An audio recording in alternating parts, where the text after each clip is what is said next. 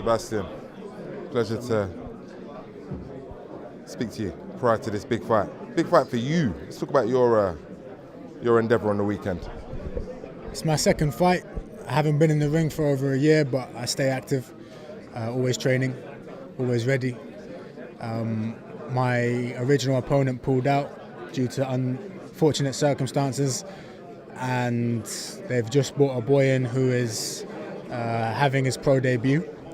There's not much on him, but we go in there, we do the job same way. Where have you been in the last year? Why has it taken so long to get back in the ring? Where have I been? I've been in Ethiopia, I've been in Sudan, I've been in the motherland. I've also been in the UAE. Just bouncing around a few different places, continuing on my own personal journey. Why those places? And follow you on IG, so I see you're a deeply spiritual person, in touch with the earth, as it were. Try to live a pure life. Would that be right? Of course, man. It's the righteous vibes, man, always. So talk to me about this personal, talk to me about this personal development and how that gets you ready for a fighting career, because it's a slightly different approach to the art. Well, it doesn't necessarily get me prepared for the boxing. It's two different things, but at the same time they do relate to each other. Boxing is part of my mission. It's going to help me further my purpose, which is ultimately to help people and to heal people.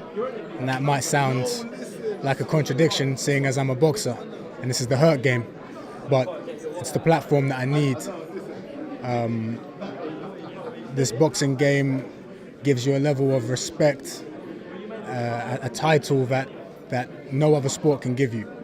That's why Muhammad Ali was able to do the things that he done. If Muhammad Ali was a footballer, you wouldn't know his name still. Boxing is different.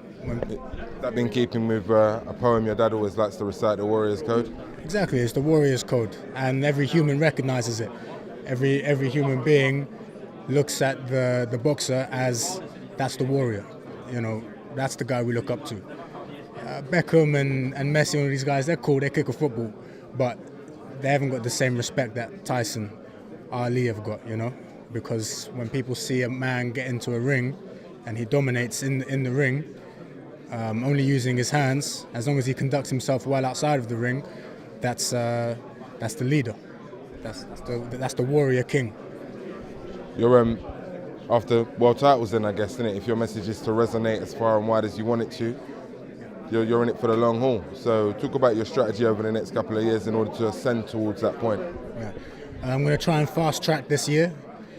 I want to get one fight a month. So by the end of 2019, we'll be looking at some of the smaller belts, but they're not the ones that interest me. And I think towards the end of 2020, we're going to be looking at those real belts, the ones where people start,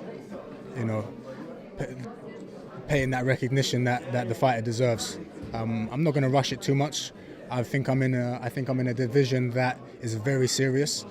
The light heavy division is where you combine the power with the speed. That's what generates the knockouts.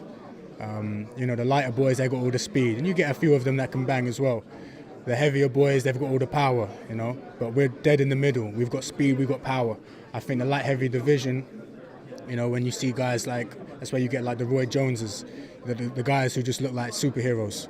So I'm in a dangerous division, and I'm looking forward to mixing it up with the best. I know that I can deal with the best, as long as that I'm on my game, as long as I develop my skills and my natural ability. It's all encoded in me, it's in my blood. So this is something that I've been destined to do. I am destined to be the greatest, but it's all coming with divine timing. Your brother, talk about his fight. Stepping in with probably arguably the best fight he's ever been in with. Obviously the issues around him stepping up and all of that. What are your thoughts, sir? I think Groves is a better fighter than DeGale. I've always rated Groves.